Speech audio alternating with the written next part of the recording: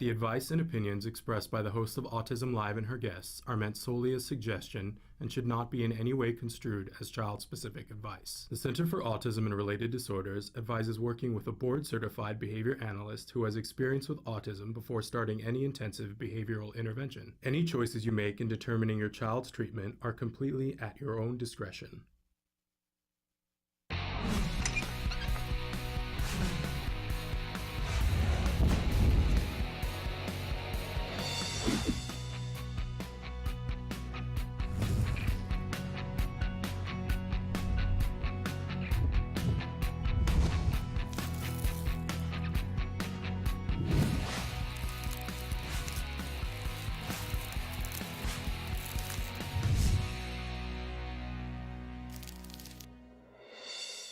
Good morning and welcome to Autism Live. I'm Shannon Penrod and we are webcasting to you live for the very last time from the headquarters for the Center for Autism and Related Disorders in Tarzana, California. You may have been hearing from us in the last couple of weeks that we are packing our bags and we are moving just a couple of miles away, but this is bittersweet for us this morning in this studio because, I'm going to get emotional.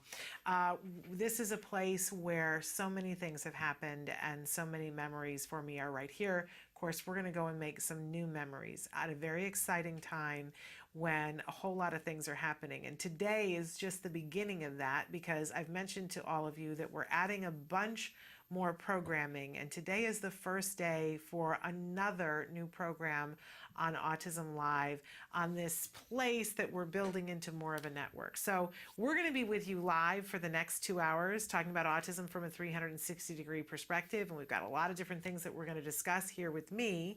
And then there will be a break after our 2-hour show for just a half an hour, and then at 12:30 p.m. Pacific time, a brand new show, Talking with Taka, will air for the first time here on our Autism Live network. It's a very exciting time. Lisa Ackerman from Taka will be hosting that show for you today. She's got a couple of really wonderful topics. She's going to be talking with you first about sort of a game plan for families that are newly diagnosed. Where do you start? How do you hit the ground running? And as Lisa likes to say, when they tell you it's autism, it's not game over, it's game on. So Lisa will be here with that. And then in her second segment, she's going to be talking with you about Autism Action Month and things that you can be doing to build up those people in your life who are on the autism spectrum and make a difference for them by taking action. So very exciting that she will be here at 12:30 to do that, Talking with Taka. And then that segment will air normally every third Thursday. So very excited. I think she's a wonderful addition. We also have some other segments that are going to be joining in the month of April and May. Matt Asner is going to be hosting a regular segment for us that will be called On the Spectrum with Matt Asner. That will be beginning at the end of April. And we have another segment that is going to be brought to you by the Autism Society of America. And there may be more in the works. We're expanding. But as I said, I'm going to be with you live for the next 2 hours and excited to do that. We hope that you will participate because this entire show is meant to be interactive. That's what we're here for. So Kelby's going to show you some of the different ways that you can interact. And I'm going to remind you that our homepage is autism-live.com. When you go there, so many things to do, but I really want to direct you. When you get there, first things first, sign up for our email list, please. That's a way for us to get in contact with you to let you know. First of all, you get the monthly newsletter, which is free. And then secondly, you will get the weekly viewer guide, which is just a little postcard that tells you who's going to be on the show this week, some of the highlights from last week, and lets you key into what's happening. Also, when you're on that email list, you get the insider's view of things that are happening behind the scenes, and you get to know up-to-the-minute information. A lot of times we get a guest last minute. We mentioned to you guys that next week on the show for April 1st that we're having James Durbin on, and James stopped by the studio yesterday. If you saw some pictures on Facebook, okay, I just seriously, we have to stop everything for a moment, and I have to say to you, this Ah, what a lovely young man. And wait until you guys see him next Wednesday on the show. Seriously, whatever you had planned to do on Wednesday, put it down, stop what you're doing, because he's going to blow your doors off. He's just amazing. And anyway, so if you sign up for that email list, you get to know when things are happening. But you can also be watching the live show there by clicking the triangle that's on the computer screen. And to the side of that is the live feature. There's a series of white boxes. Put your cursor on the one that says your question. You type away, hit enter, and it gets sent like up to a satellite and down to me here, which is really a wonderful thing. And in this way, you and I can have a conversation, but so much more important than that, you can have a conversation with my guests and some of the experts that we have in the studio, which that is divine. Remember that that's all free. So important that there is no charge for any of that. And also, when you send in a question, it's literally that simple. There's no username, there's no password. Nobody asks you for a credit card. Nobody asks you for your street address, because frankly, that doesn't matter, right? What matters is your question and helping you to get hooked up to the resources that you want. Sometimes, though, it's really helpful if you tell us where approximately in the world you are. Don't need the street address, but if you tell me what's the closest major city, then that helps me to be able to direct you to resources, and it helps our experts to know what might be available in your area. And if you'd like to, you can give us an email or something where we can get back to you if you would like that information. Okay, I do want to remind you at the start of the show that we have experts who join us on the show on a regular basis, but I'm not one of them. I'm an autism mom and a former teacher. My son was diagnosed with autism at the age of 2, and he's about to be 12. And just remember that, like so many of you, I'm a student in this lecture hall, but I have a passion for helping you to get information that you need, and it's different for all of us. Let's be honest about that the kind of autism that my son has is going to be different than the type of autism that you have, or that somebody that you're working with has, or that your child has. We know that everybody is different, but there are services that are available. There are resources. There is somebody to hold your hand and to say you're not in this alone, right? So do participate, be involved, but don't mistake me for an expert. That's all I ask from you. All right, we start every morning with something we fondly refer to as the jargon of the day. This is when we take on one word, one phrase, one acronym, and we try to figure out what are they talking about when they talk about these things. We had so much going on this morning that I didn't bring anything up on my iPad. So Kelby, I'm probably working just with you. But all right, take a look at this word, tact. Now, this is one of these jargon terms that I love because we all know what tact is, right? It's hard to describe, but we say to someone, oh, well, that was tactless, or you need to use a little tact when you're asking somebody to do that. Using discretion to effectively say something without being rude, right? Except that when we're talking about autism and when we're talking about building language, totally different meaning. So we have room to be confused, right? But our jargon for the day is tact. So what are we talking about? Actual definition, a tact is a verbal operant evoked by nonverbal discriminative stimulus and followed by generalized conditioned reinforcement. Ladies and gentlemen, we have a winner. Is this not the worst definition you've ever come across? It's my favorite because, hello, what on earth does that mean? What we just read. And if you were trying to figure out if a speech professional had said to you, well, we're trying to teach your child to tact, and you said, I'm sorry, I don't know what that means, and this is what they said, would you or would you not want to throw a hissy fit? I would go, I'm sorry, once again in English. So let's move on to our working definition and see if we can't begin to make sense of this. Tacting is spontaneously labeling or commenting about things that the child or individual comes into contact with for the purpose of communication. All right, so let's see if we can't make this a little clearer, and don't get overwhelmed. I know we used the word verbal operants a few seconds ago, and in just a few minutes, we're gonna have an expert. Dr. Adele Nadowski is gonna come in and she's gonna explain to us what verbal operants are and go through all of the verbal operants for us. And I promise you, your head is not gonna wanna explode, but it is going to expand your head till you go, oh, that's what they're teaching my child, and that's why they're teaching it. So back to tact. Remember on Tuesday when we had the term manned, and the way I always remember manned is that it's part of the word command. When somebody wants something, they man. They're trying to command to get a cookie, right? So that helps me to remember man. And for tact, I always think of contact. It's as though the child is contacting something in their environment, and there is some sort of utterance that goes with that. Years ago, when I had my big old pregnant belly and my husband and I were driving through a parking lot, they had set up a furniture sale in the middle of the parking lot from the furniture store, and they had all these balloons everywhere. And my belly kicked, and I had this lovely little moment, and I turned to my husband and I said, you know, this time next year or somewhere down the line, we're going to be riding in the car, and that's going to be there, and there's going to be somebody in the back seat who's going to go, bawoon, bawoon.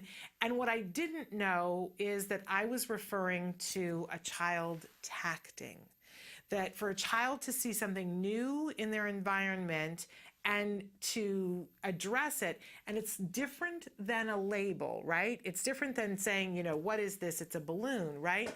When a child sees something that's in the environment and they go, dog, right? They're contacting it, but they're kind of creating a triangle because it's not happening in a vacuum. They're saying dog as if to say to us, did you see the dog? Look at the dog with me.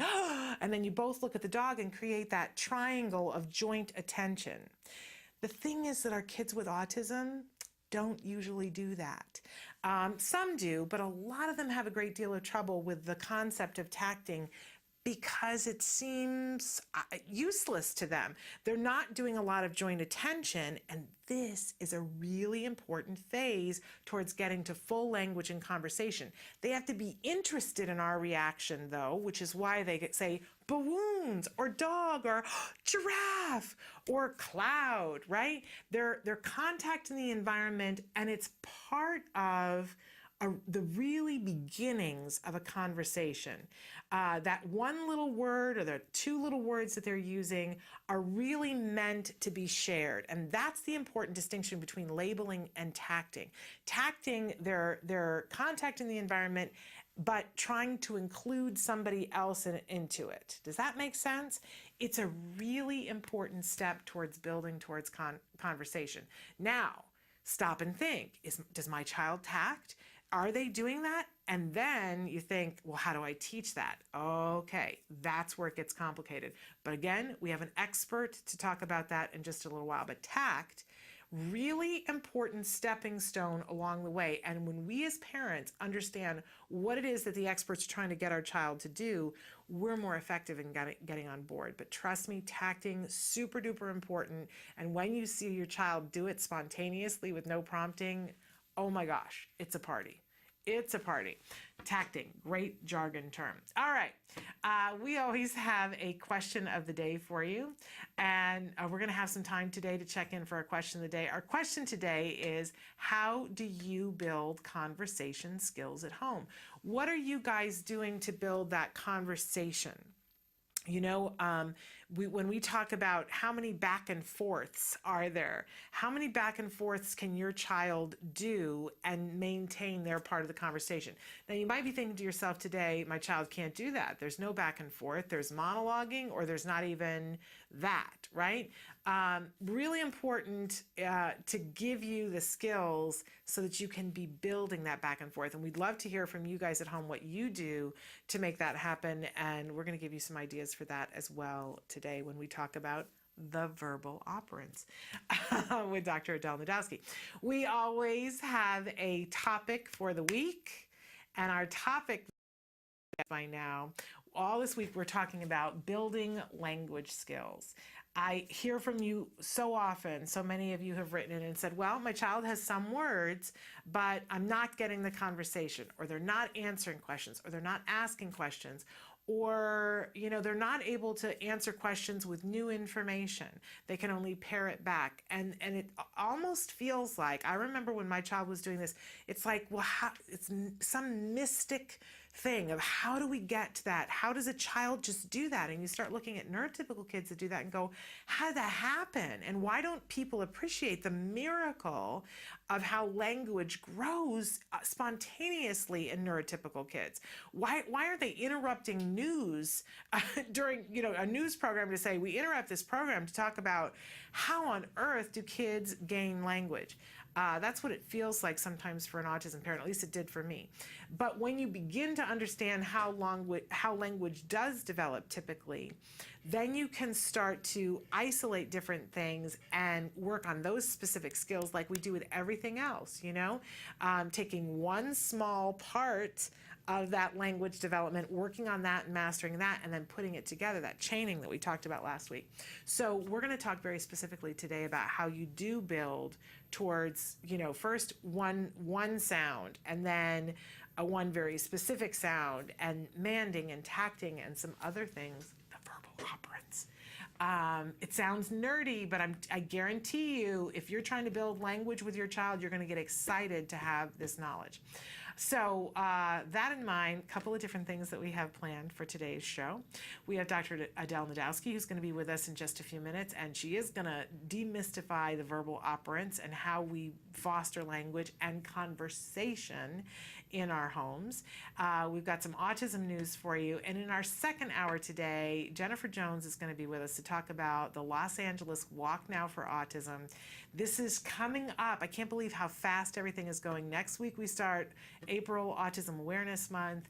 We have World Autism Awareness Day, and then it's just 2 weekends before we have the Los Angeles Walk. And I love to talk about the Los Angeles Walk, but I love to talk about walks in general and how important it is especially during the month of April. I really want to encourage all of you to get out of your homes and go participate in something. My mother always used to say to me, do something even if it's wrong, right? Because, it's been a long winter for a lot of you, a really long winter. It's important for you to be with people, to be a part of the hope, to see what's happening, to not feel alone, to get that face-to-face. I love it when you're here with me, and you know what I say, we get through this together, we hold hands, si se puede, right? But it's really important for you to get there and meet face-to-face. And if you're at all in the Los Angeles area, oh my goodness, you got to come to the LA Walk. You just have to. I'm sorry. I'm putting it on your calendar. It's on your Outlook. Now, if you're not in Los Angeles, I guarantee you there is an event somewhere near you. And you know what? If there isn't, I'm asking you to start one. But it's so worth it. The fact that some of the exciting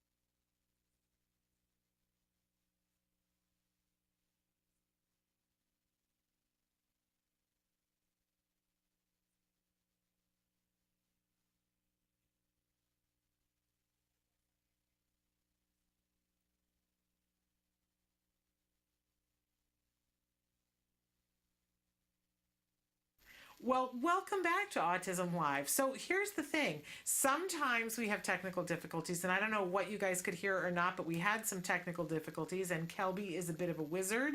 So we are back. We're live. I mentioned that this is our last live show in the studio, and I knew we couldn't get through it without something going awry, because just that wouldn't make any sense, right?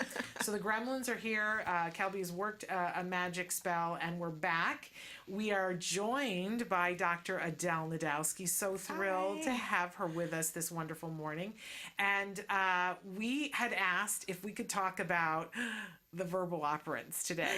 I know. And and I mentioned this on the show yesterday as we were leaving. I said, Dr. Adele Nadowski is going to be here tomorrow. We're going to talk about the verbal operants. And Nancy Allspot Jackson was here, and she said, "Say what? what are you talking about? What?" And I said, "I know. I think it's one of those things that it's very rudimentary to those of you who are BCBAs, but to parents, we could be well into an ABA intervention and not be familiar with what that term is. So maybe if you'd start, and it's important, I think, for us to know what and how our kids are learning for us to be truly effective in helping and be on the team. So, okay. Dr. Nadowski, if you would tell us what verbal operants, what that means. All right. Well, in the olden days, or what someone might refer to as a traditional approach, language has been subdivided by receptive and expressive. So receptive is more like the listener behavior, so it would entail, having objects out and saying something like, "Hand me the cat." And then the child listens, scans the array, and hands over the cat. And then expressive was kind of just a dumping ground where any time that the child engaged in some sort of response that was more considered speech, whether it be with it doesn't have to actually come out of their mouth. It could be with a augmentative communication device, through a peck symbol, speaking, something like that. That was always called expressive. Okay. But B.F. Skinner wrote a book called Verbal Behavior, and in that book, he basically provided an analysis of language and showed that there's actually many different functions. So he actually looked at how when we're engaging in these behaviors, there's different functions of it, and how if you just teach one of those functions, that you don't necessarily get the rest. And I think our parents, if you're following so far, and don't worry because we're going to break it all down, this is part of the reason why so many of you write to me and say, well, my child has labels, and they sit at school and they label, but when is my child going to have a conversation? Right. When is my child going to be able to answer a question? When is my child going to ask me a question? And this is where the divide is. Yeah. Yes. So going back to the olden days, what people used to do was they would kind of think it as like, we're going to teach this child the meaning of these words, and once they know the meaning of the words, they're just going to use them in language, right? So they would do the receptive. They'd put out the items, give me cat, child gives it, so they would say, okay, great. The child hears the word cat, can scan an array, and find the cat. Awesome. Now I'm going to hold up a cat, and I'm going to say, what is it? And the child's going to say cat. And then they would do both of those two things, the receptive and the traditional expressive, and then they would be done with it. Right. Good. We've taught language to the child. The child knows cat. The child knows cat, but for all intents and purposes, the child can't use cat in a real-world situation. They're not having a conversation about a cat. And I firmly believe that that's where all autism parents want to get, is to the point where, whether it's spoken or through a device, you want to be able to have that give and take of cat. And let's pretend for a minute that it's not cat, but let's say it's goldfish or something, right? And we've taught them the word goldfish. So now the parents know the child loves goldfish, and everyone's thinking, great, now he has a way of asking for goldfish because we've taught him the meaning of that word. Right. But the child never asks for goldfish and maybe continues to whine or tug at your arm or whatever and point instead. So it hasn't actually been taught that there's a functional use of the word goldfish, that when I say fish, I can get a fish. Yeah. Right? Yeah, we're talking about the crackers, by the way, probably goldfish, right? Yeah. And which is another point, that there's lots of different kind of goldfish. There's the goldfish cracker, and there's the goldfish that's in your little goldfish bowl, and then there's the goldfish that are in the koi pond at another place. That teaching all the different meanings of things. Right. So so basically, what Skinner did is he subdivided language into what we call the verbal operants. All right. Okay. And now I will just give you a little bit of front loading that this week our jargon terms so far, we did manned on Tuesday and today was tact. Okay. So they've heard a little bit about that, although I'm sure that it would be better if you explained those things because you are the expert and I am not. Okay. So in the case of a man, the best way to remember it is think of the word command. And it's basically making a request. So when kids ask for things, so the function of them using the word is to gain access to the item. So in the case of a goldfish cracker, when the child says fish, if then they're given an item and that actually reinforces that response, then we know the function of that was a request, so a mand. And we all see this all the time, that the child goes cookie, cookie, cookie, or googie, googie, googie, as the case may be, right? Yeah. Depending on what their abilities are, but they want it. Juice, you know, and in the beginning it's just the one word. And they will start, in typical development, they will start doing those things before they're even a year old. So between 9 and 12 months, kids are manding. Whether they're just saying more over and over again or whether they have a couple words like juice. They might even use sign language. I know a lot of parents these days, just to get their kid to be able to communicate right away, are teaching them basic signs. And all of those are considered mands. Yeah, more. That was the one that we taught Jen. More, we all want more. Okay, so is that the first on the list of verbal operants, mand, or is a coex before that? There isn't any necessarily order to it. And research maybe someday will tell that, but I know some people have said, oh, well, you need to do a coex first because they need to be able to imitate the word if you're teaching it to them. So if you're trying to teach them a man for fish, you need to be able to have imitation of, say, fish.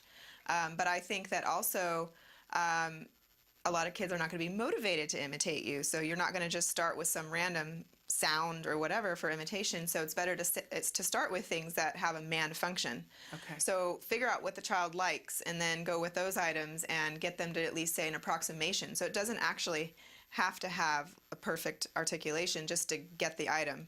Okay. You know, initially. So it's like you're kind of doing these things together a little bit. Okay. A lot of times you're using the echoic. The echoic is just when you say something and then the child imitates you. Okay. What you've said. I sort of feel like we should take a break, a short break, and then we'll come back and go through all of the verbal operants, what they are, and how you use them. Sounds good. All right, so stick with us. Hi, this is Lisa Ackerman. Talk of Facts. One of the questions we hear all the time: how do I know if a treatment is working? If my child has a negative response or looks like a negative response? Well, there's two things you should look for. All medical interventions need to have clear evaluation guidelines with your physician. You should talk to your doctor ahead of time. If there's a negative response, should you stop, or does the negative response mean that treatment's working? Let me give you a really solid example. Almost every child living with autism at one point in time will have a yeast overgrowth. And yeast is extremely common in children with gut and gastrointestinal issues. And when you're not pooping on a regular basis, yeast and other bacteria tend to build up in your gut. Once you treat yeast, often you will have a negative response. What's really important for families to understand, in those clear evaluation guidelines with your doctor, they should tell you, hey, your kid may be cranky for a few days following the treatments. There are different things you can do to work with your doctor to lessen that cranky period. But the bottom line is, if you don't have clear evaluation guidelines with your physician, you don't know if that treatment is a stop. You have a negative response, stop, which that should be clear with your doctor, versus a negative response of, that means the treatment's working. So my favorite thing when we talk to families that are about to go through yeast treatments with their kid after extensive evaluation in labs is, your kid's gonna be a jerk, but oh my God, it's gonna be great in a few days, followed by beautiful behavior. So now you know. We'll be back with another Talk of Fact real soon. Take care. Welcome back to Autism Live. We're here with Dr. Adele Nadowski. We call this segment Real Progress with Dr. Adele because she helps us to get to that progress. We're talking about verbal operants. She just explained for us what verbal operants are. But right now, we want to go through all the different verbal operants and sort of what they mean, what they do, and why they play a role. So, okay. So there's the listener behavior, which is the receptive that we talked about, and I think that's pretty straightforward. That's just when you give an instruction and then the child responds, right? Okay. And then beyond that is all of the other operants, which we were just talking about echoic. So echoic is where when the therapist says something, then the child repeats it. So repeats it exactly back. So the word echo is in there, so that is hopefully easy to remember what an echoic is. So I might say fish, and then the child says fish. Okay. Then we have the mand, which is when you, or when the child is actually engaging in verbal behavior to gain access to something. So it specifies the reinforcer and the response. So it says, the child says fish, and then is actually requesting a fish. So to remember the word mand, think of command. So the child's making a command or a request in that instance. And then we have tact, which is where now let's say they're at an aquarium and they see a fish and they point and they say fish. This is a classic example of where we probably wouldn't see something like this from just doing the traditional teaching of only receptive and expressive as was done in the olden days. Yeah. And so the behavior there is under the control of the actual item of the fish being present. It's not under the control of anyone's questioning or anything like that. And the reinforcer is not to gain access to the fish. It's just social interaction, or in the case if we're teaching it through cards or something, it might be some other reinforcer like a tangible item. Okay. High fives, tickles, whatever's reinforcing for the child.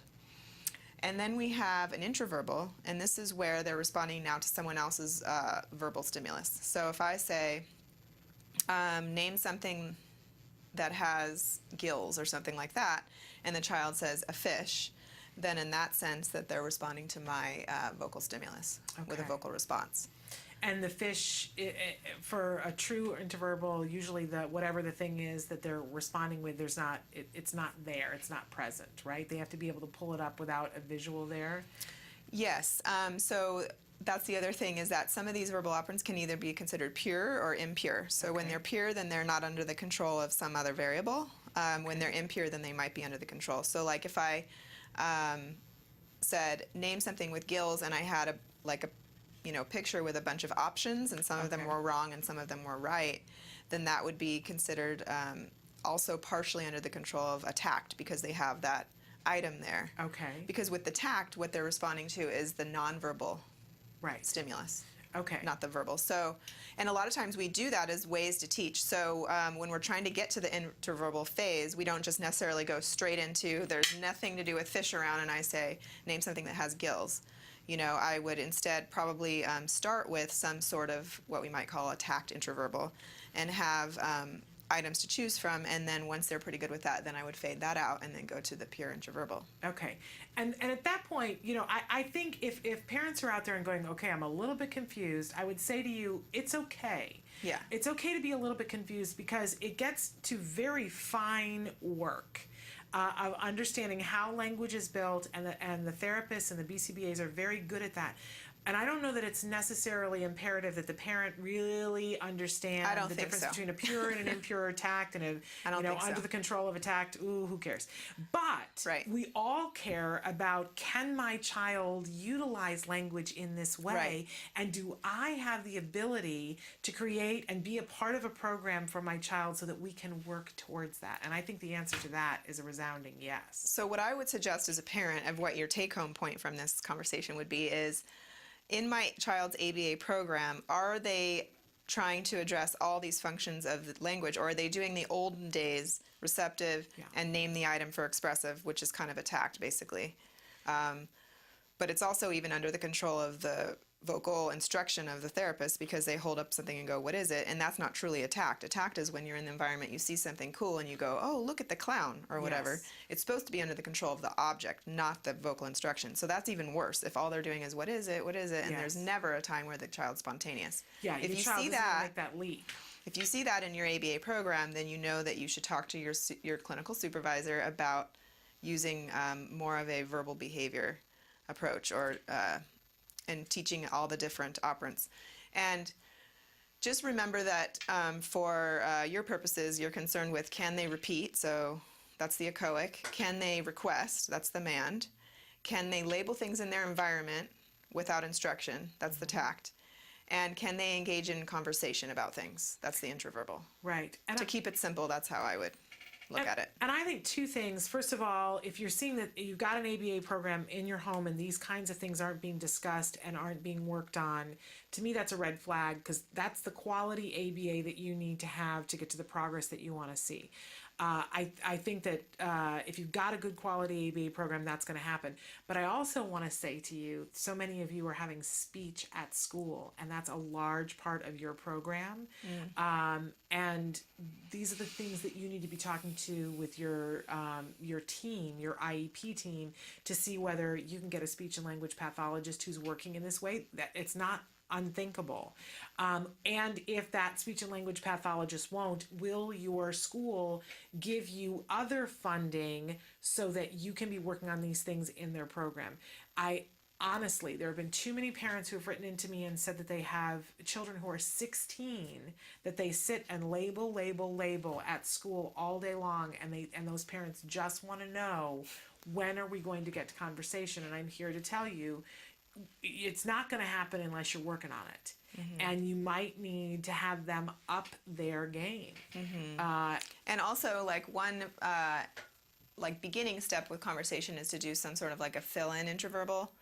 So you could say something like, a fish has, and then they would say. Gills. Yeah. Okay. And that's it's fill in helpful the too. blank. Yeah, it's more like a fill in the blank interverbal. You can start with things like that. Yeah. And if you're curious, if you personally are curious about how do you build these things and how do you teach these things, it's all in skills, in the skills program, to be able, and they put it under the headings of whether it's a tact or a mand or an interverbal. And not only that, you guys, there's a graph that shows you how your child is doing on each one of the verbal operands. There's a tab that you can go to see a literal bar graph of where your child is in terms of those skills. Here's another thing that I think is super cool is that you don't want your therapist just to be teaching the receptive and then they just teach all receptive and they are not teaching any sort of tacts or anything like that with an item. So let's say the target is, again, fish, and they do that receptive. And then now they're like, okay, I'm done with fish. Now I'm doing apple or something. Well, they shouldn't just be done with fish. Fish should also be getting done as a tact, and they should really be doing these things simultaneously because they're kind of opposites of each other. Again, this is jargon, but in behavior analytic terms, we call it symmetry. So when we teach that A equals B, if they can then derive that B equals A, then we've shown symmetry. And that's something that's shown in basic learning, like very, very early on in typically developing children. And that's like one of the key components that's oftentimes missing in kids with autism. So we want to teach them that so that they do start to get, when she says, give me cat, and then she holds it up later, the kids should be able to just say cat without you having to teach them. So what we'll want to do is teach it in both directions immediately. And then do that, and then probe and test to see how they do with it with a new item. Yeah. Like if I teach one direction, do they derive the opposite direction? If they don't, teach the opposite direction. And then do it again with another item. But keep testing to see, when do you get that? Because when you do, that's when you know that they can engage in this symmetry, which is huge and very important for language. Because that's how we learn in general, is we make associations with things constantly. So. And I will tell you, one of the most exciting times in my life was when we were in the set of lessons and skills where all of these things were coming to fruition.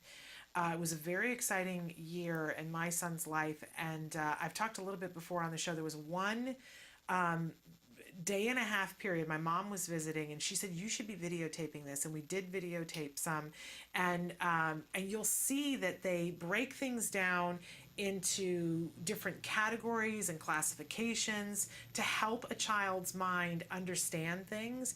It's absolutely fascinating. And I remember when they first started doing it with Jem, I thought, what is wrong with these people? They're crackers. Like, this is not going to help him at all. I remember there was a 1 day period where they were teaching him vehicles. First they'd gone through and taught him the labels of cars and trains and trucks, and then he learned the classification of vehicles, and then he learned features of vehicles, that they have doors and they have wheels sometimes, or they have wings, or all these different things. And I went, how is this ever going to come together? And and they were doing it with other things as well. They would work on something, they would master it, and then they would start something else before they could randomly rotate it. And so they were working on animals and features of animals, and they were working on foods and what was a fruit and what was a vegetable and all these different things. And I remember my mom was watching on the monitor on a day when a therapist said something to my son and said something about, tell me about the bird. And Jem said, a bird has wings, and just went into this whole thing. And my mother went, he got it. He totally got it. He gets it. And then they left the table and they had a whole conversation about all these different things about birds, and he was able to have the conversation. And my mother was so excited and jumping up and down and going, I've been listening for days going, these people are crazy. These people are nuts. But did you hear, Shannon? He got it. He totally got it. And then that night at the dinner table, she had a whole conversation with him.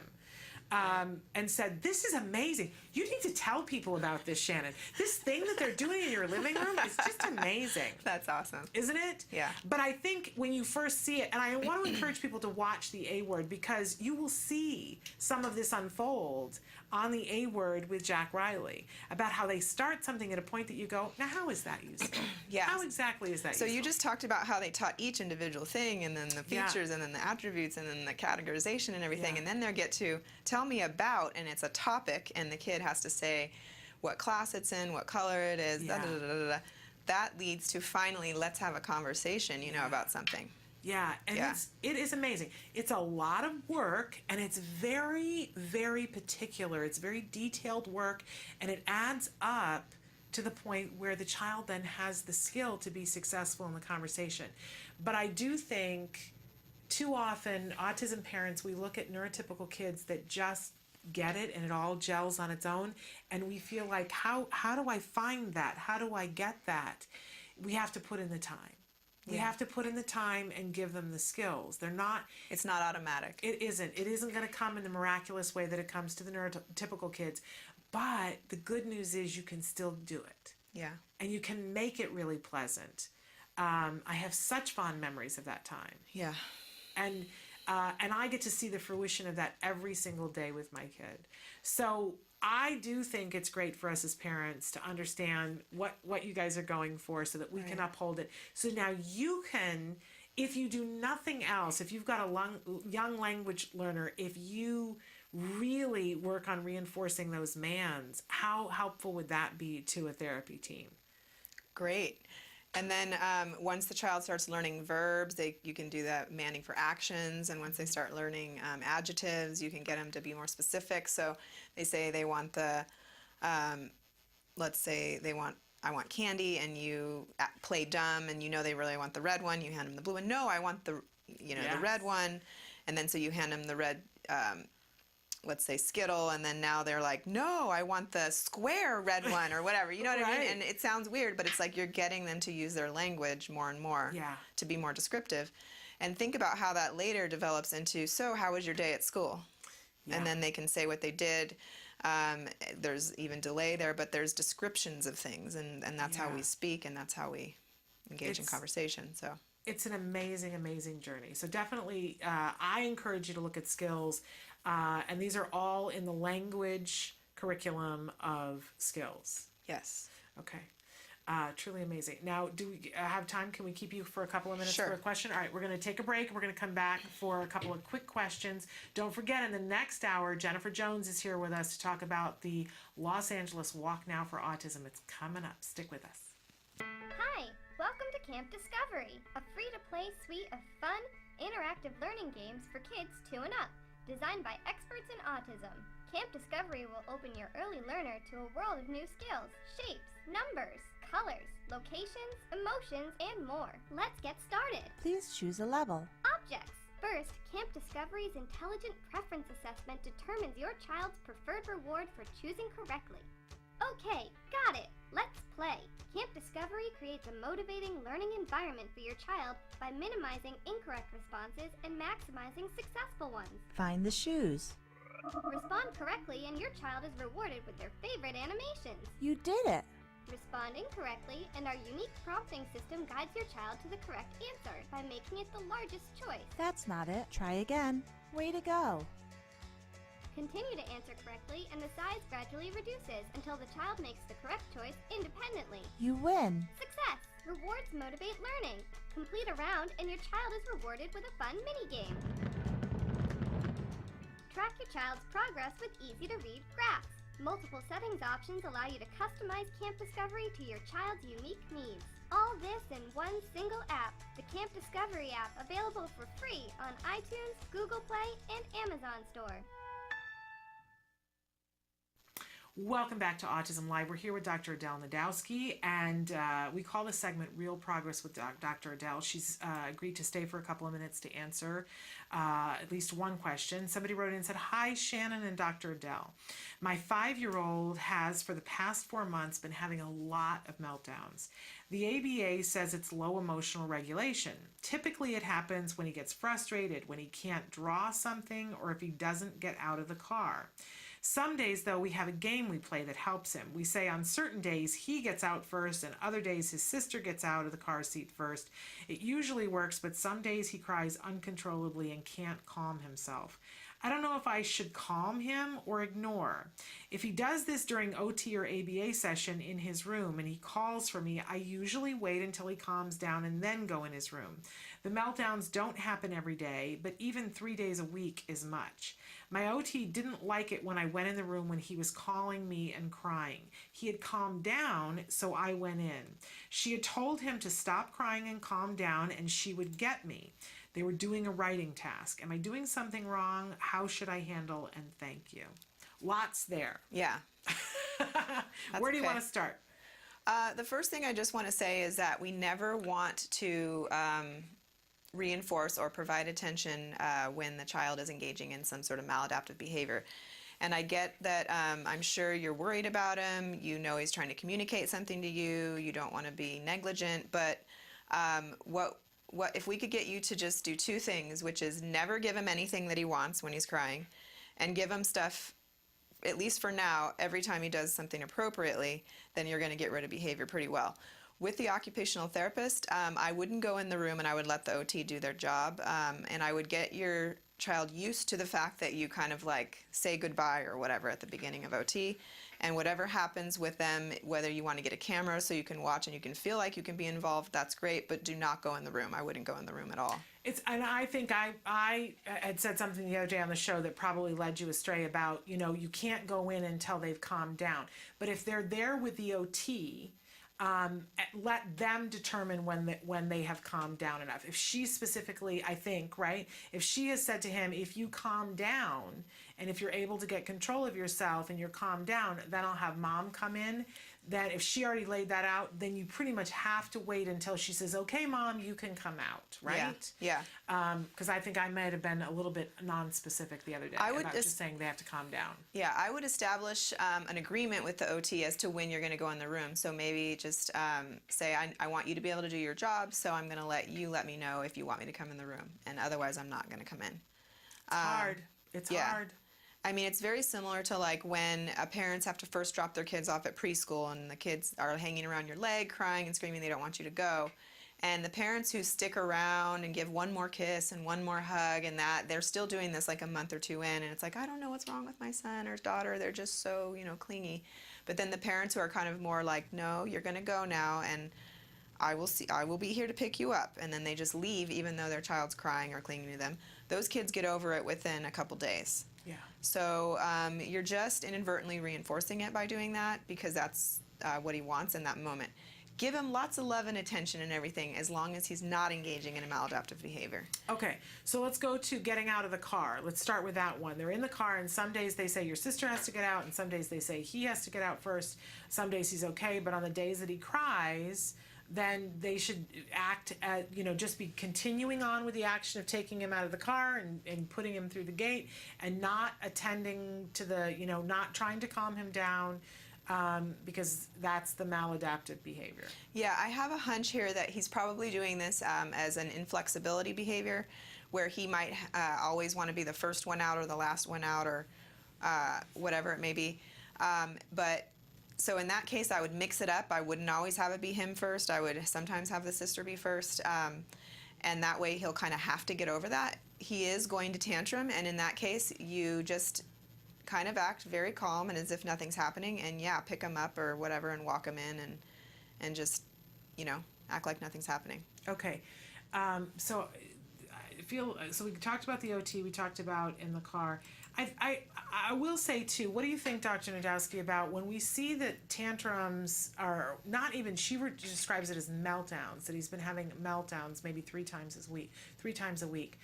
I, as a parent, start looking for what else is going on. So yeah, what you're going to need to do is try to figure out what it is he wants to communicate, which I'm sure that'll be pretty easy for you, and start teaching him some really effective ways to communicate that.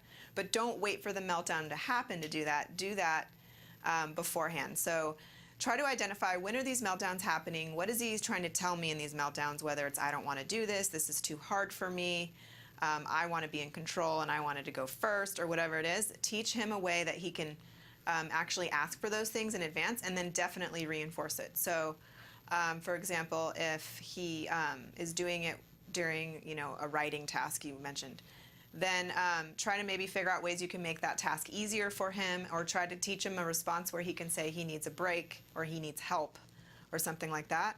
And do it right when you sit down at the beginning and before you get to the point of a meltdown. And if you see any precursor behaviors, like things that you can tell, right before a meltdown he always kind of whines or kind of like starts fidgeting in his chair, or does this to his hair or whatever, then that would be a good time to remind him, if you need a break, you can ask for a break, or whatever it may be, and then reinforce it right away. So we don't wait for the meltdown, and we don't want to start trying to teach when the meltdown occurs. When the meltdown has happened is not the time to be teaching the response. In that case, you would just continue to prompt him through the task or whatever it is you're doing, and then work through the meltdown basically, and provide reinforcement as soon as he's calm. Yeah, but thank you, and thank you so much. That's all so helpful. But I once again want to say that be looking at what else has been going on lately. Did the schedule change? Is he in a different classroom? Did one of his friends leave? Has your dog been sick? I think for myself, just the other day I was in a conversation with 2 adult women that we're pretty aware of our surroundings and ourselves, and we were having a conversation, and I said, I've just been a little off today, I don't know what's quite going on. And then the other person reminded me, oh, this is the anniversary of something that was pretty traumatic, and that was so not in my head. But as soon as they said it, I said, oh my gosh, you're absolutely right. That's what today is, isn't it? Well, that explains why I'm just feeling a little bit off today. Our kids can be affected by things, and it's not that we give in to that and go, oh, well, we're going to let them off the hook for this. But if we have an understanding that we can be off by something like that, just even daylight savings time, we can all be off for a week. Yeah, and also health, if he has allergies or he's not feeling well for some reason or whatever. And a lot of times these kids cannot communicate those things. So look for signs for those types of things as well. Even sometimes a very small thing can throw things off. So, and when meltdowns are happening, something's up. Yeah. Something is definitely up. And maybe he doesn't even know, but even if he did know, he doesn't have the full capability to explain that to us. No 5-year-old does. Yeah, usually the meltdowns are a communication issue. They don't have a better way of letting you know that they're upset. So that's what they use instead. Okay, I've got 2 questions here that we really don't have time for, but I want to at least quickly address. One person who's written in and said, my teenage daughter has been saying she wants to hurt herself and has even held sharp objects to her wrist. She gets ABA 2 times a week, and they say she is doing this for attention. How am I supposed to ignore her when she is saying she wants to die? I'm so confused. We give her a lot of attention when she is calm. She will do this behavior at least twice a week and typically ends up in the hospital. Doctors say it's behavioral, but I feel like I have to attend to her when she acts like this, and please help. I'm glad that you have ABA that are there and that are talking to you. I can't imagine as a parent that you could ignore that. Right. So I would definitely get professional help for her, and those professionals have some behavioral things they do sometimes too, like a behavior contract and things like that. But just ignoring it could end up in something to where eventually you're really, upset and wishing that you didn't, because it could be traumatic. So you have to kind of like sometimes see, is there like an actual plan to do it and things like that. But you're not the professional, so you want the professional to figure out these things. And if depending on where you live, like if you're in California, I would be making a phone call to the regional center and saying to them, we need extra help. We're going to need ABA more than twice a week. Let them know that your child is having this issue. Be very frank about it. So that you can get funding for some specific help. Go to your ABA provider and say, I need something more. I need an action plan from you. I need to know exactly how we're going, maybe it's a behavior contract or something like that. But don't just decide that this is enough. Yeah. Well, the ABA provider can work also with the other mental health professional. So they can be on the same page together. And if the mental health professional doesn't think that it's a real risk and everyone thinks it's for attention, then they can probably easily get rid of that behavior with everyone being consistent. But I think you are probably a little bit shaken up, and so I don't probably believe that there's consistency going on, because I'm sure that at times people are giving her the attention. Yeah, I can't imagine how you couldn't. So you're going to have to get some help in there. But don't, I hear your anxiety here.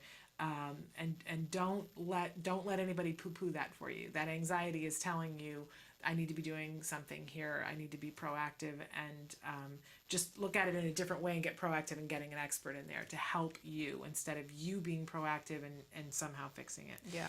Another person has written in and said that there were news vans at my son's school, and he does not like being on camera. He ran across the street to avoid the van. Very dangerous in morning drop-off traffic. He always takes the crosswalk and waits for the traffic light, but today the anxiety took over logic and could impact safety. And of course, that's unfortunate, and you could certainly ask the school, but it seems like to me this is a bigger issue, that this needs to be worked on. This is a 14-year-old that she writes in about. This needs to be worked on so that that doesn't happen again. And we're so out of time, and I've kept you way past where we were supposed to, but is this a systematic desensitization? Yeah, I mean, I would be thinking anything that your son is completely fearful of or says he can never do, then he needs to do, because that's like one of those inflexibilities, and it usually just gets worse and worse. So he needs exposure, but yeah, you could take it slow and then go from there. But yeah.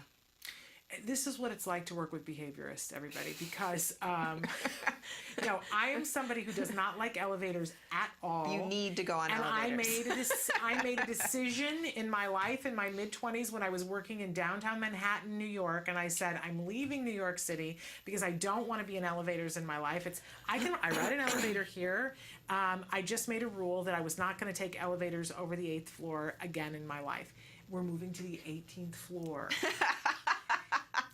And when I mentioned... Perfect! Yes! And that's exactly how they look at it. I want to thank you so much for looking at it that way. And when I mentioned to Dr. Grampuchet, and when she said, well, we're moving to this place, and it hadn't even occurred to me that it's a very tall building. There are no tall buildings in Los Angeles in the Valley, and yet she's moving to the one and only one. And I said, I don't really do elevators, and she said, systematic desensitization. Fortunately, we have enough time to get started on this, and I've been avoiding her. So in any case, I want you to know this is how they do things, and I'll keep you posted on how. Kelby has ridden the elevator with me several times now to the 18th floor, and I've only panicked once. But I'll keep you posted on how this goes. I do want to say that I do it to myself as well. I know. Anything that I'm really afraid to do, then I make sure I do. Unless it's like I'm going to kill myself or something. And this is what it's like working with behaviorists, my friends. But super duper important that this really could be, as you saw this morning, a life-changing thing for you and for your family, life-threatening. I would strongly suggest getting some help and support, and I believe that mom is in California. I would call the regional center today and say to them, this is what happened, I need some funding for this, and help them to connect you with the people to be able to do that. We're so out of time, but I thank you so much. Looking forward to us having you in the new building when we get in, and you can see me having ridden the elevator. All right, we're way past time, but it's time for us to go to the A word. This is the ongoing documentary where you can see some of the times when they're working on the verbal operants with Jack Riley, a young gentleman who was diagnosed with autism at the age of 2. We're at the beginning of the series where they're just starting to work on compliance and other such things, and we can see how this affects not only him but his entire family. It's wonderful, it's miraculous, it's not always easy. Take a look. This is the A word. When we come back, we're going to be joined by Jennifer Jones. We're going to be talking about the LA Walk Now for Autism. Why do we walk? I'm so happy to talk about it. Stick with us.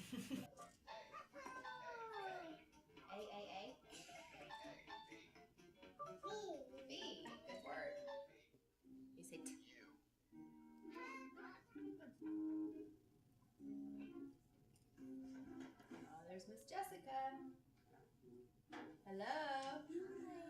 Say hi. What do you see? What is it? What's that? Giraffe. He's getting really good at that. What's that guy? Who's this guy? We have this one program called NVI, which is non-vocal imitation. So he basically has to imitate whatever we do. So we were working on object manipulation, and then Tuesday, I tried doing more gross motor things like clapping hands or standing or jumping, and he was able to imitate all of those. Ready? Do this. Yay! Very good. Okay, here you go. Who's hiding now? Me? Do this. Good job. Okay, here you go. Okay, let's do another one. Okay, ready? Do this. Yay! All right. There you go, Rockstar. Oh, that's so cool. All right, you ready? Do this. Good job. Very good. So that was actually a fine motor action with a touch nose. Oh, yeah. How did that happen? You want more? You want more of this? More? Okay. Good asking. We'll do a couple more actions, okay? Do this. Good job. Do this. Good job. Do this. Good try. Here.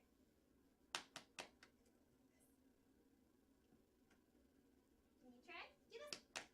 There you go. All right. Here you go. He's been doing a lot more on his own, even just when I attempt him by just holding the object, not necessarily asking him to imitate more. Cat, that's right. He does do it on his own now, which is really cool.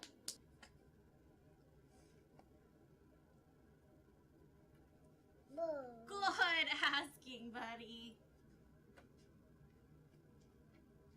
Out. Line that up.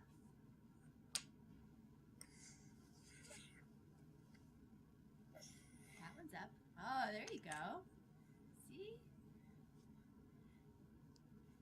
How many up do you want to go? You touch the block? God, what is it? Block. Good job. Sorry, I'm just curious. This is cool. Okay. I'm interested too. Touch shoes. Where's the shoes? That's a good try. Okay. Let's see. You touch crab. Where's the crab? Can you touch it with your finger though? Thank you. Did you see that? What is it? Crab. See, crab. That was so funny. I didn't specify, huh? Touch block. Good job. What is it? What is this? Block. This is his receptive labels, so what I just did basically. And our supervisor had written down things that's in his environment that he might not know or that he might know the labels to, or if he's just seen it or heard the label for it, not necessarily know how to say it per se. And I just went through block, guitar, bear, plane, cat with him, and so he actually knows all of them. So I'm actually going to go through his environment just to see other things like shoes. He actually knew almost everything on here except fork, I think. Yeah. So that's actually really impressive. You amaze me every day, kiddo. We're taking a walk. We just finished dinner, getting ready to go to bed. But part of our after dinner tradition suddenly has been to take a walk. Make sure. Say, come on, Mama. Come on, Mama. Right, Jack? And then we say, stop. Go.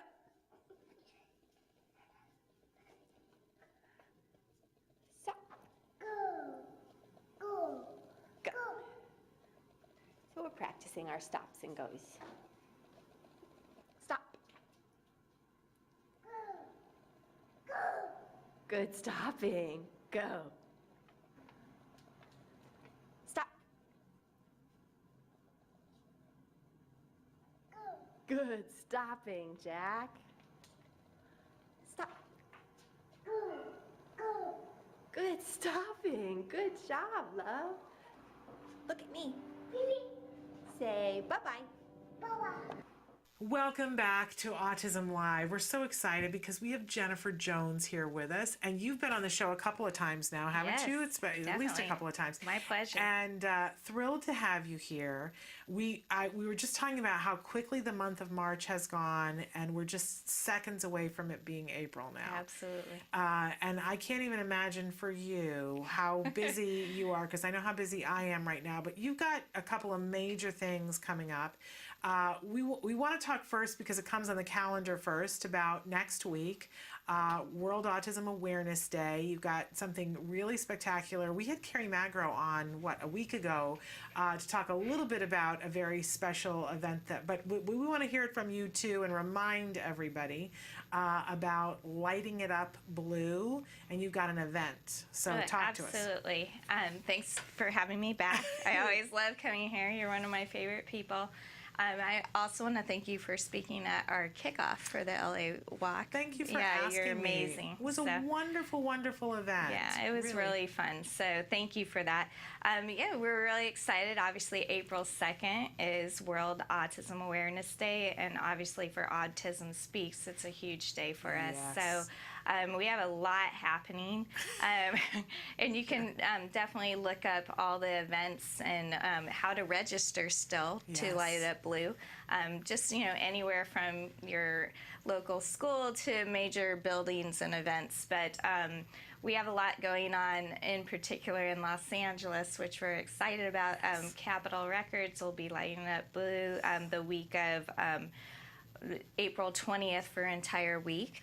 And does everybody know which building that is? We always refer to it as the Jetsons Yeah, building. exactly. Because it looks like where the Jetsons lived. It's a round building that has all the little balconies around it, but cool. it's Capitol Records. Yeah, it's pretty cool. It's pretty funky. And it's going to be blue. It's going to be love blue. it. Love And, we have a great partnership, and I love my sports. So we're very lucky that the Los Angeles Kings actually reached out to us, and they are going to be doing a whole PSA and announcement for World Autism Awareness Day and Autism Speaks, and I will be there, so I'm very excited about that.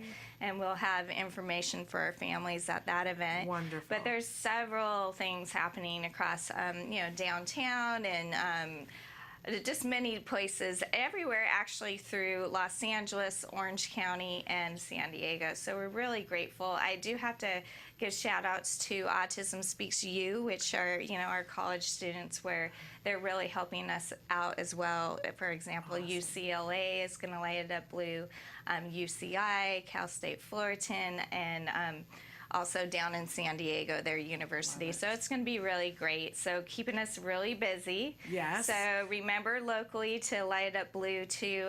Home Depot is selling special lights for us. So it's just a really fun thing. It is a fun thing. Yeah, definitely for our kids in the schools too, and just an awareness piece. We have 10,000 buildings across the world that will be lighting up blue, and all 7 continents. So it's a pretty amazing thing. Absolutely love it. But you got 2 huge events. Yeah. That you are in charge of? Or, Yes. Ooh, don't make me sweat. Yeah. Okay, so which one do you want to talk about first? Well, we have a couple things coming up. Let's talk about the walk. Okay. All right. that this is of a particular fondness to me. Yes. The first time that I'm going to get emotional. No, and I it's try okay. not to. Don't, you'll make me cry too. But The first time that I ever went to a walk was in Los Angeles at the Rose Bowl for the walk, LA Walk Now for Autism. And it was life-changing for me.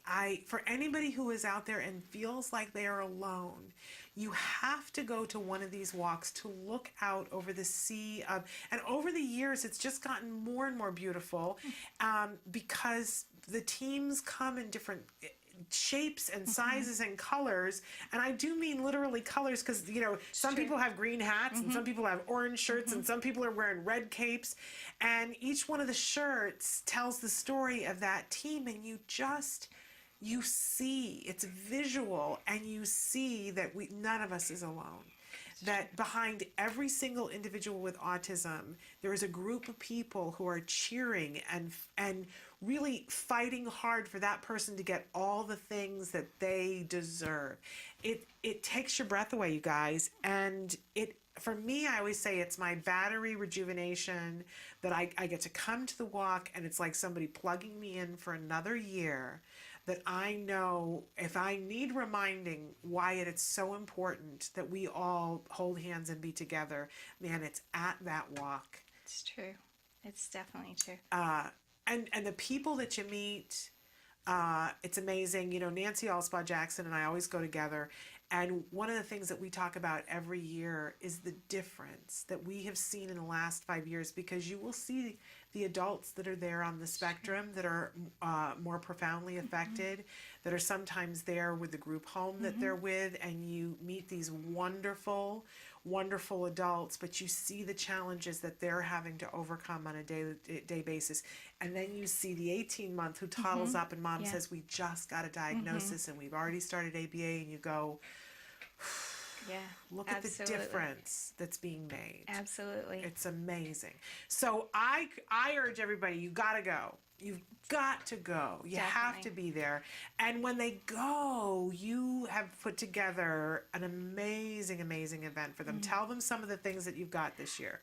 Well, definitely, we have amazing things. I do want to say, I understand for me, it's definitely a personal journey as well. My family found the first walk, which was actually Cure Autism Now at the time, at Dodger Stadium, and this was 4 months after Dylan, my oldest son, was diagnosed, and we've been going as a family for 11 years. So to be able to direct this now is extremely emotional. And again, for me, I understand what you're saying of year after year, and evolving as a family, as a mother, but also seeing the difference and seeing the impact that this walk makes. It really, really hits home. Obviously we want to make it first off for our families, for individuals, and everybody within the community, educating the community, but having resources for our families. We have the largest resource fair in the entire world for autism at this event. There's over 125 vendors, and it's everything you can think of. So, we really try to have a variety. So again, if that's the parents with the child that just got diagnosed and they need those beginning services, all the way through school age, and then to also transition into adulthood, really trying to push these services for our kids. So I think that alone, it's a little overwhelming, the resource fair, but it's so important. And then we have obviously live entertainment going throughout the event. The event is April 18th at the Rose Bowl. It's 8 to 1 p.m. We have 2 starts. It's a rolling start, so we have opportunities for our families to walk anywhere from 9 a.m. to start till 11 a.m. There's 2 different walks. So there's a traditional 5K, which is really beautiful because we actually go around the Rose Bowl and then we go actually within the golf course. So it's really a pretty setting. The kids love it. And then we also have a short route option. So there's also, for us, maybe not the kids, but, if you only want to do the 1.5 miles, that you have that option also. We have a great grant club, and that's for individuals that raise $1,000 or more, so that's obviously an incentive. And then we have just lots of amazing things. You know, one thing that's great about it is, you know, we have over 400 volunteers. We're anticipating over 50,000 walkers. As you said, every year it grows and grows. It's just an amazing sea of people.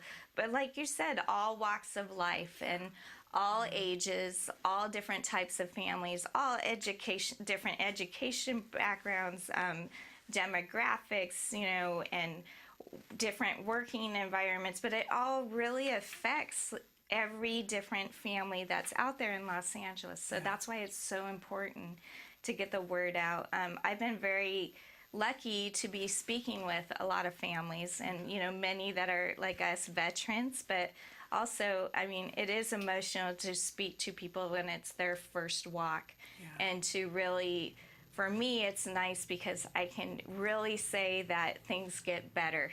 And if you do the intervention, if you use these resources that are available to you, that, you know, there is hope. So I think that's really what's important. Just acceptance at this walk. We're all in the same boat. And it's, you know, no one judges each other at this walk. It's just a really beautiful thing. It is amazing. I remember, I don't know whether it was the first walk or this, I think it was the second walk we went to, that my child had the mother of all meltdowns at the event. And I remember being panicked and thinking, I have to get back to the car as quickly as I can, because I don't want to be in this group of people with my child having a meltdown. And I was, you know, trying to get the stroller on the little bridge to get across. And I kind of, you know, was face to face with another mom who was having another child with a meltdown with a stroller. And it was a thing where, you know, we kind of looked at each other and both of us were like, you know, you don't understand. And then we went, oh, wait a second. No, you do understand. You understand completely. Yeah, absolutely. And there was this moment, this mom that I didn't have more of a conversation with, but I immediately went, wait a second. She understands. She saw that I understood, and I don't have to leave. I can deal with this meltdown, and we can go back into the resource fair, and no one here is going to judge me or him. And I took a breath. Yeah, absolutely. And went, wow, I have found my tribe. That's great. You know? No, it's true. And that is so valuable. That is so valuable, to be for a day visible, and to know that no one is going to judge you. No one is going to judge you. It's so true, because, you know, we've all been there, and there's always that, which we probably put on ourselves, but that panic mode of, you know, what can happen, and, you know, but that's the great part about it, because I actually see people just help each other and accept and say, can I help you? Or, you know, or just give you that look of acceptance and understanding, which is great. Yeah. And that resource fair, you guys, I mean, you know, we're really proud of it. It is fabulous. The years that I would go, and somebody always gives away bags, but every single booth has to have an activity, something for the kids to do. And if you think it's just for the little kids, I want to tell you it's not. But there has to be something for the kids to do, and there's information in each and every one of those booths. And what I would do for so many years, now I have my own booth, so I send my husband to do this, okay? Put him to work. And I put him to work, and my son loves it, by the way, still to this day. But I would go from booth to booth, and I would take whatever they were giving papers, and I put it in the little baggie, and I would get home later on that afternoon, and when everybody was blitzed out, because it's a lot of excitement, we would keep it quiet that afternoon, and I would dump the bags and go through and sort, do I need this now, or do I need this later? Just because we were packing, I went and found one of the binders that I had from the walk with the information the other day. Exciting. And because I saved stuff for later, there was a bunch of stuff on teenagers which never applied to me. And guess what? It does now. Yeah. Oh, that's awesome. Isn't that so great? So I encourage you, you know, and each year I had a binder. It's like, oh, things for later on. And then you get a lot of like fidget toys and things that are great for your kids for therapy. Or for us too, some days. That's true. I sit and play with my clips. In any case, you must go. You must participate. Tell them, how do they do that? Okay, so we're still open for registration. You can go to walknowforautismspeaks.org/Los Angeles. You can start or join a team. You can actually just register as an individual as well, and we're still taking volunteers. So there's an opportunity to do that on all of those. And we really encourage you to build your team of everybody, friends, neighbors, loved ones. My team now, sometimes we have up to 40 people, and really, obviously, it's a wonderful day for the kids, but it also helps us fundraise to support our mission and our 4 different areas of concentration. So we really encourage even small amounts of donations. The walk registration is free and parking is free. But it is really important for us to come together and really, as a community, come in force for this walk.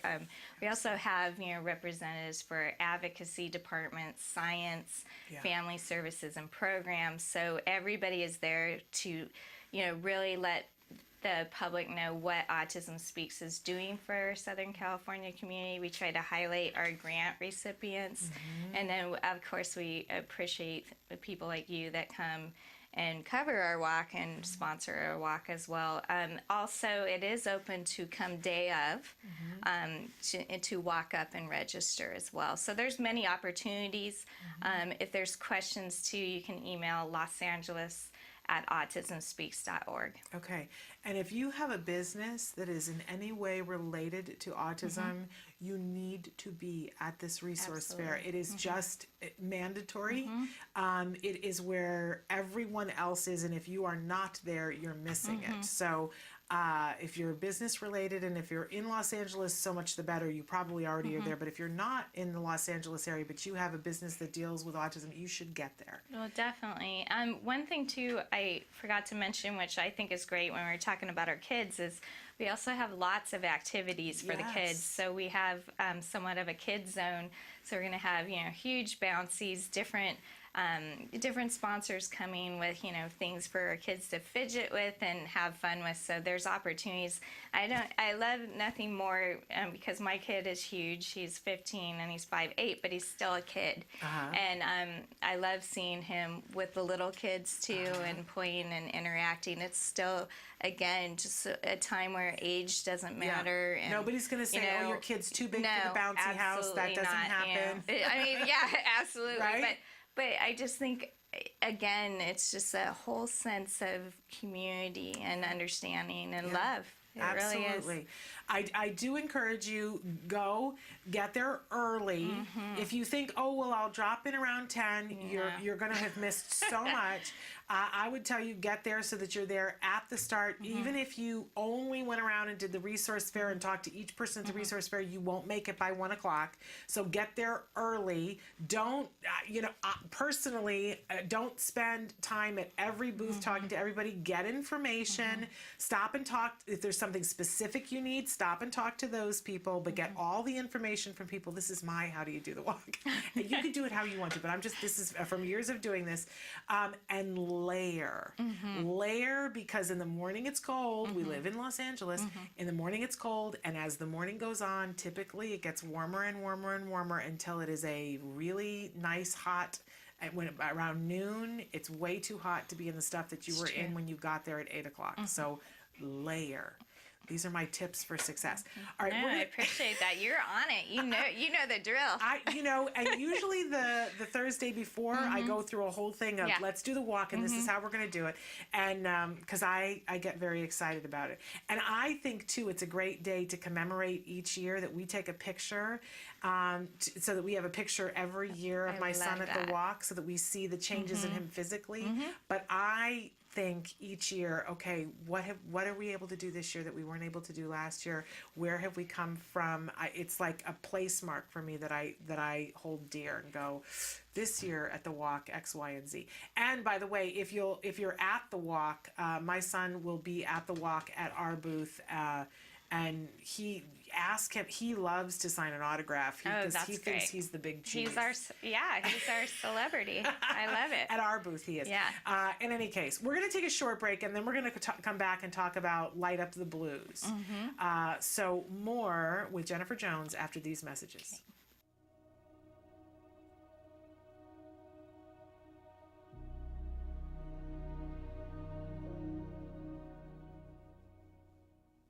Hello, fellow activists. Last week, we talked about step number 1, accept and embrace this challenge. Now we're moving on to step number 2, educate yourself. After my son Wyatt was diagnosed, I put up a sign over my home office that said Autism Central. I went to school in my home office every night after my husband and Wyatt had gone to bed because I was determined to learn everything there was about autism. That's because knowledge is power. Visit all the autism websites you can, read all the books you can, learn about all the organizations that are out there that offer free guides to help you. Some of them even offer mentors to help guide you. Find out about local support services. Find out about what educational services your child is entitled to. Get to every autism conference and seminar you can. I'll never forget the first autism conference that I went to. The first speaker was a beautiful, brilliant woman named Dr. Doreen Graham-Pichet. She spoke about a therapy called Applied Behavioral Analysis, or ABA. She told about how it could improve the life of children with autism and in some cases recover them. Now, despite the fact that Wyatt had been diagnosed for over a year, nobody had told me about this therapy. I remember calling my husband on the cell phone and saying, "Honey, I met the woman who is going to help improve Wyatt's life." And I'm happy to say that 8 years later, that's true.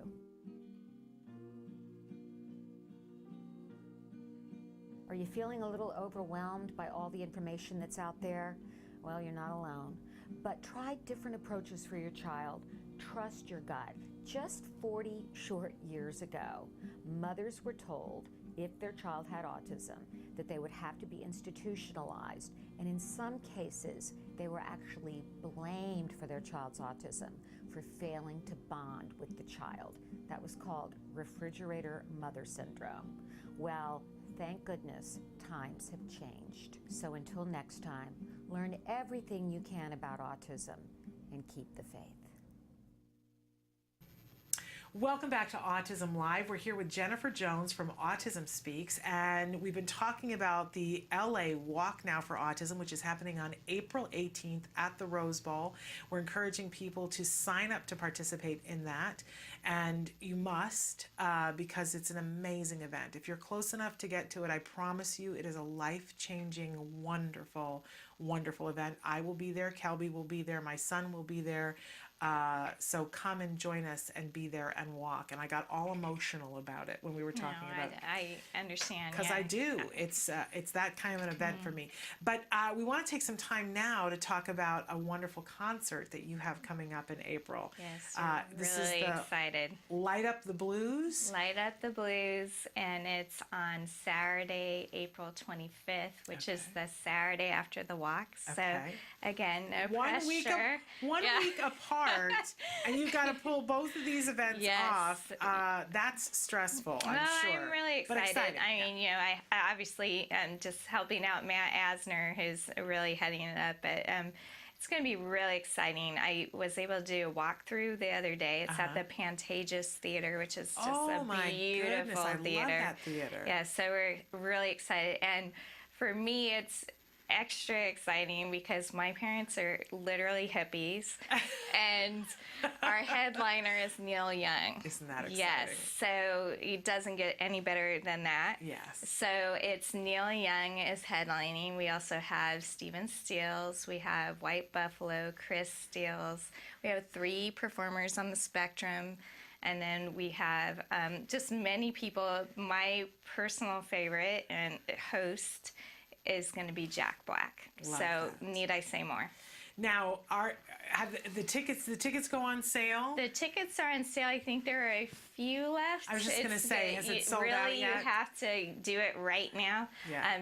They're still on Ticketmaster, but I think there's literally just a handful left. Because this event has sold out every year that you've done it. It's not one of those things where people say, "Oh, now it's going to sell out," and then it doesn't. No, it definitely I'm does. I'm surprised that there are still even a couple of tickets. And it might be sold out by the time I get to the office. The great thing is we grow every year, so the theater that we have it in is bigger and bigger. But Kristen Stills, who is the producer of the show, is just such a lovely woman and a mother, and just really great energy and vibes. So it's been exciting to work with her and Chris and Matt on this, and it's just going to be a really exciting night. And I surprised my parents by buying them tickets to this, and they're always watching my kids, and so they never get to go to any of my events, but my dad literally almost passed out when I told him, because Neil Young is just it for them, and my mom started to cry. So it's going to be a really great event, and obviously a great night of awareness and a really good vibe. So we're really excited about that. Oh, wonderful music. It's going to be really, really cool. Okay, so where can they go to see if there are still tickets available? If you are lucky, you can still get a handful at Ticketmaster.com. And it's Light Up the Blues. Again, it's on Saturday, April 25th at the Pantages Theater. Now, was it 2 years ago that they recorded it, and you can buy the recording? That's on iTunes still, and it's very inexpensive to purchase to get a feel for what this kind of an evening is. And I was lucky enough to be at that concert. That was right when I started with Autism Speaks, and I can't even tell you, Jack Black is literally a gut buster. I mean, he is just... He knows how to work it. He was fantastic. So it's going to be great. Wonderful. I'm excited. Any plans to record this one, or we're not saying that? I don't believe they are, unfortunately, but you never know. All right. Well, we'll see. But really incredible event. Now, I will tell you, too, that the Monday after that, which is, I believe, so it's on the 25th. 25th, so the 27th, Matt Asner is joining, I mentioned this earlier, is doing a show. He's joining us to do a specific segment once a month here on Autism Live, that we have the official word yesterday that will be the first show that he does on that Monday. We're very excited about that, and it will be called On the Spectrum with Matt Asner. It will be 1 hour a month, but he will, I'm sure, be recapping for us some of the wonderful things that happened at that event. And I already know that he has a really tremendous guest for that day that is very exciting. I'm not gonna steal his thunder and let you know that you're gonna have to stay tuned to hear that. But there's a very, very wonderful guest that I will be tuning in to watch. That's exciting. Isn't that? Yeah. It's very exciting. Thrilled that he's going to be joining us to do that. So if you're available to stay, I'm going to take one more break, and then I want to come back and have you talk with us about the 4 pillars of Autism Speaks. We had a comment that came in earlier this week that I know that Autism Speaks is no stranger to what's the word? Not controversy, but when people have sharp opinions. And one of the things that I was saying the other day is that it's very important always to judge someone by what their mission is, and are they accomplishing their mission, which is greatly different than judging somebody on whether they're doing what you want them to do. So I wanted Jennifer to talk to you a little bit about what the mission of Autism Speaks is, what those 4 pillars are, and then you can say, now, are they doing that? Because I think you'll find that they are. So stick with us. We're going to be back with more after these messages. What is autism? What is autism? What is autism? What is autism? What is autism? What is autism? I've been asking myself that for a very, very long time. Let me think about that one. Trying to, just, Jeez. Let me think. Oh man, that's a rough one. Yes. Autism, Autism is a neurological disorder that affects many of our kids in different ways. It's a learning disability that affects the cognitive functions of the brain. a lot of people have the misconception that it's a disability, and it's really not. I look at it as like a special gift. When one person thinks differently from another. It's an opportunity for everyone to learn to understand someone that's a little different than them. Autism is the ability to educate. They're given so much talent in different areas. To me, autism means a chance to be with and be around people you really care about. Autism is beautiful. It's a way of seeing the world differently. It's always unique, totally intelligent, and sometimes mysterious.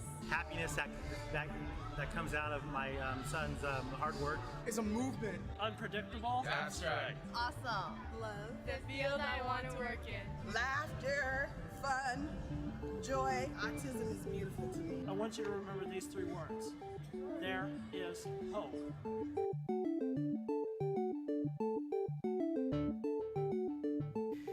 Welcome back to Autism Live. We have with us Jennifer Jones from Autism Speaks, and I was sharing with her that Autism Speaks gets its fair share of criticism, right? You know, it's a big organization. I think that's to be expected. We had somebody who wrote in the other day with some criticism, and one of the things that I said was that you were going to be here and that I was going to ask you to talk about what the mission is for Autism Speaks, because I think it's important always that we judge how someone is doing based on their mission, not on what we would like their mission to be. It's a really important distinction for all of us to make. So, Jennifer, what is the mission of Autism Speaks? Well, first of all, I have to say, as a parent and starting out new with Autism Speaks, my journey started as Autism Speaks started and has evolved. And this year is actually the 10 years of progress we're calling. Yes. Autism Speaks had its 10-year beginning in February of this year. And so we're really, I think if you think about our mission and our 4 pillars that we focus on, you can really look back and really see what the 10 years of progress are and what the impact of Autism Speaks has done to help individuals and families who are living with autism spectrum disorder every day. Yes. And you know, trying to support individuals to have the best outcome that they can have in life and services to support them. You know, autism is a lifelong condition. Yeah. So from the moment that you were born to the day you die, regardless of, you know, where you fall on the spectrum and the progress you make, you will always have autism, and there's always going to be a need for help.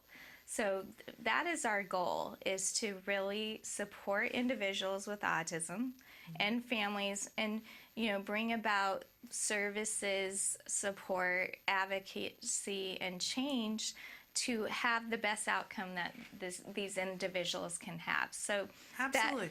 But I do want to say, though, that, you know, support can take on so many different things, and one organization can't possibly do everything under the sun to support. You know, for one person sitting in Indiana, they may say, well, what I need right now is respite. And that's a very valid thing, and that's a very wonderful support, but you know, one organization can't do everything, and I don't think it's fair for us to look at Autism Speaks and say, well, you haven't given respite. You're not a respite organization. No, and that's what I need right now. I need a respite.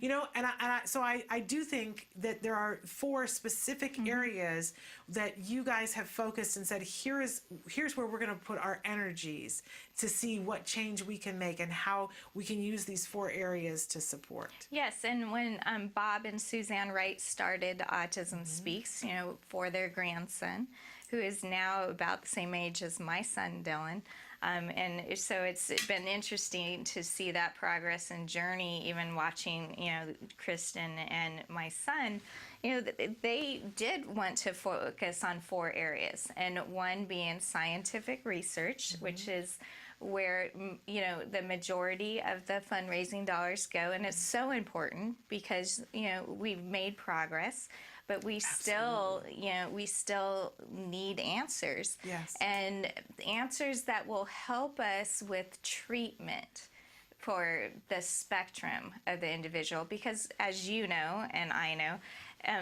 each individual with autism is affected differently. Yes. And so it's not going to be one set treatment or cure. It's going to be looking at the different levels of autism and different effects of autism and how we can help each different area and each different individual. Obviously, our partnership with Google has been huge in the Missing Project. I think that in itself is going to be a wonderful area for autism in the next 10 to 15 years, and I really think this will open up the door to get answers. So it's so important. Obviously, advocacy, if you look at when we've started, our kids' ages, and how the insurance reform has gone, and things like the ABLE Act just getting passed with Congress. I mean, these are huge things, and Autism Speaks has been on the forefront for advocacy throughout these 10 years.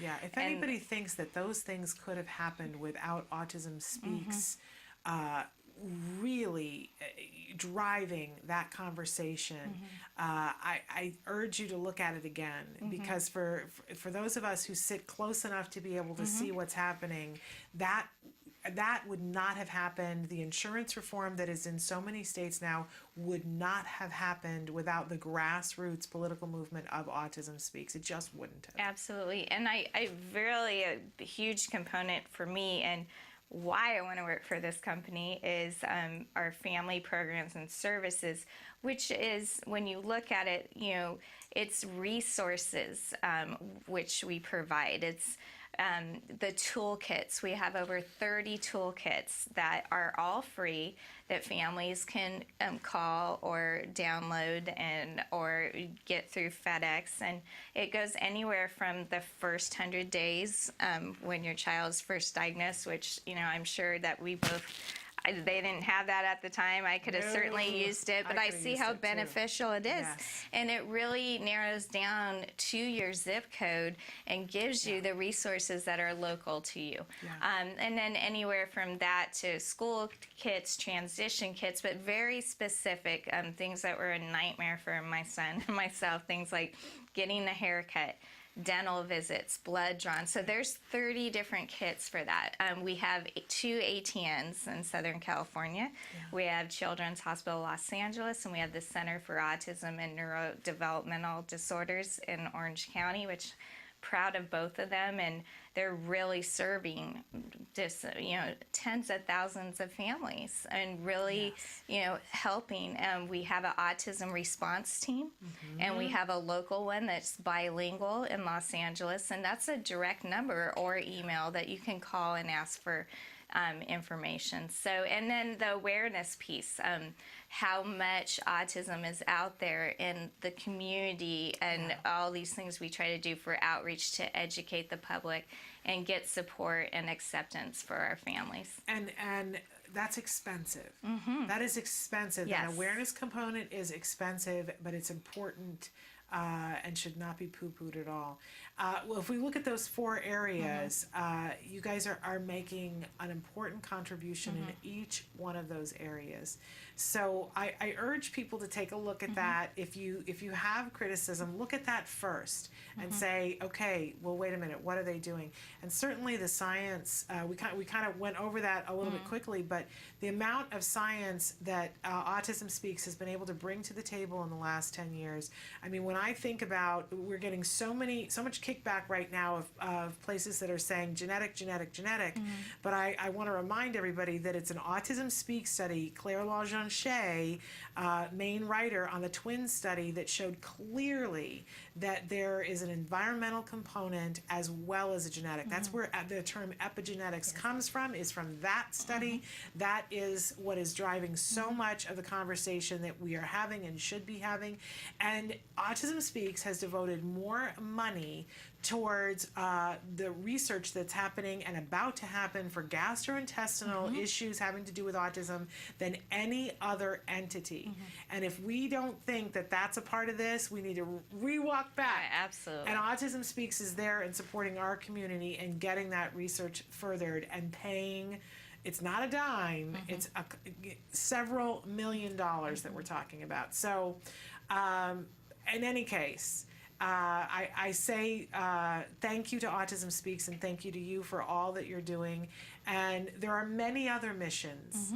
I have a mission here with Autism Live that goes hand in hand with some of the things that you're talking about, but it's different. Absolutely. It's a different mission. And if you don't see the mission that you want fulfilled in this world of autism, then we welcome you. Come on board, start something new. That's how all good things happen. There's room for you and your mission as well. But in this community, I beg us all, judge us all on the mission that we have set forward and join us with your mission so that we can all get there together.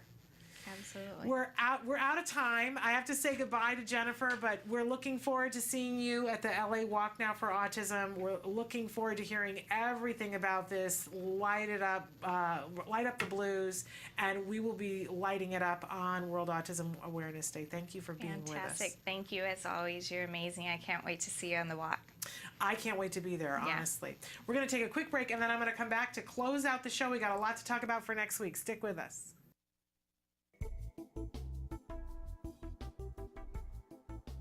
Skills is an online program that provides assessment, curriculum, positive behavior support planning for challenging behavior, and progress tracking, and it does this all in one place. The skills assessment and curriculum addresses 8 areas of development, which even includes advanced higher level areas such as executive functions and cognition, which pretty much makes skills the only ABA-based set of curricula for teaching more complex skills, things like problem solving, planning, self-management, perspective taking, and even inferring and predicting others' private events. Skills is a 4-step system. Step 1 is to add the child to your account. Step 2 is to start assessment. The skills assessment is the only ABA-based assessment with psychometric research demonstrating the language subscale to have excellent reliability. Every area of human functioning and typical child development from infancy to adolescence was researched, making the skills assessment the most comprehensive of its kind in the world, and we're quite proud of that.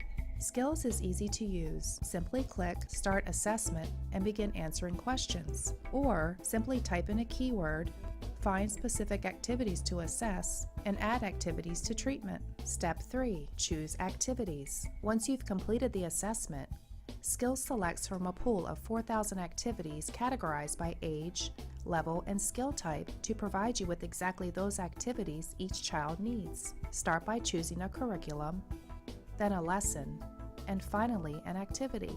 Click the information icon to view prerequisites, ages in which targets develop, examples, and IEP goals. Click the video icon to watch a short video. Once you've identified an activity you want to teach, adding activities to treatment is a snap. Step 4. Start treatment. Here you can access customizable activity lesson details, add your own customized targets and exemplars, and edit an activity status such as introducing or mastering it.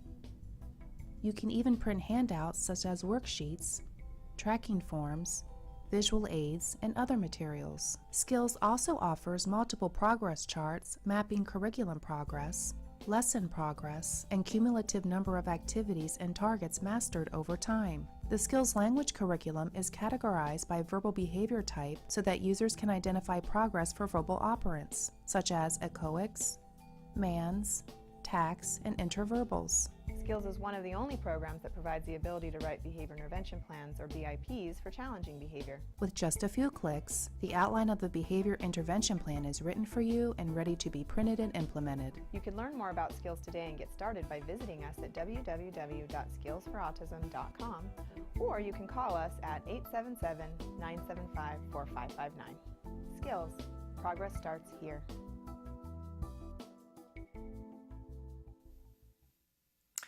Welcome back. We're here at the end of the show. This is our last live show in this studio. Want to tell you, though, that next week we've got it's going to look the same next week, but it won't be. And exciting. Dr. Doreen Granpeche on Wednesday. Then on Let's Talk Autism with Shannon and Nancy, Joanne Lara is going to be here to talk about autism movement therapy, but she is bringing to us James Durbin. You know him as the young man who came in 4th on season 10 of American Idol. He has a co-diagnosis, autism spectrum and Tourette's, and you guys, he is like butter. He is so good. He is just so fabulous. You're going to love him. Then on Thursday, World Autism Awareness Day, we're throwing out the rule book, and we're going to travel all around the world. We got a bunch of guests from South Africa, from Iceland, from Australia, and some even close to home. So it's an exciting day on Thursday, World Autism Awareness Day. We hope that you'll tune in and be with us live. The week after, we are going to be showing you, we're going to be filming stuff and putting it up, so it won't be in this format. It'll look vastly different, but you can still be in contact with us. And then we hope live the week after. Say a prayer for us as we do this move, and stay in contact with us, and definitely make sure that you're with us next week for our exciting shows. Until then, please give your kiddos a hug from me. Bye-bye for now.